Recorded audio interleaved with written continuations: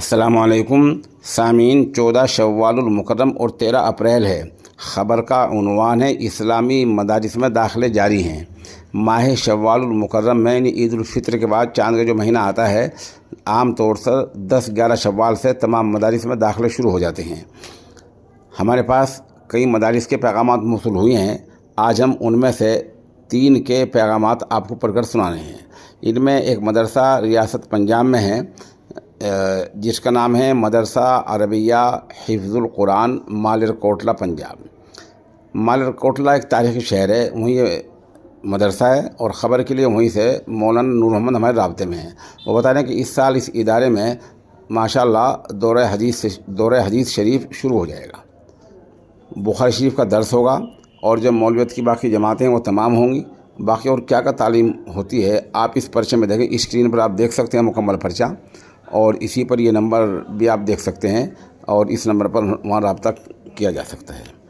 ادھر ایک ادارہ ہے لونی میں، مدرسہ اسلامیہ عربیہ دارالقرآن قاسم وہار، لونی، غازی آباد۔ اس کے محتم ہیں قاری محمد فرمان صاحب۔ یہاں داخلہ 20 اپریل تک ہوتا ہے۔ یہاں حفظ و ناظرہ میں تجوید کی تعلیم ہوتی ہے، اور یہ ادارہ ماشاءاللہ جونیئر ہائی اسکول تک باضابطہ سرکاری طور پر منظور ہے۔ یہاں کمپیوٹر کی تعلیم بھی دی جاتی ہے۔ اس نامہ نگار نے اس ادارے کے 12 دورے کیے ہیں۔ یہاں ماشاءاللہ معیاری تعلیم ہے، اور یہاں کی دینی تعلیم اور حفظ کی تعلیم پر مظالم کے شعبہ تجوید کے استاد قاری مسعود احمد مظاہری فلاحی اور ان کی جماعت نے اطمینان کا اظہار کیا ہے۔ یہ آپ اسکرین پر دیکھ سکتے ہیں، یہ مدرسے کا نمبر ہے، اس پر آپ رابطہ کر سکتے ہیں۔ ادھر ایک تیسرا ادارہ ہے مغربی اتر پردیش کے ضلع باغپت میں، قصبہ بڑوت ہے۔ یہاں مدرسہ عربیہ نوریہ پھوس والی مسجد۔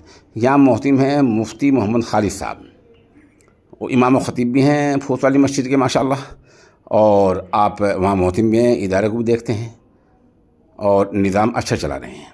وہاں سے قاری محمد عارف صاحب حسینی ہمارے رابطے میں ہیں۔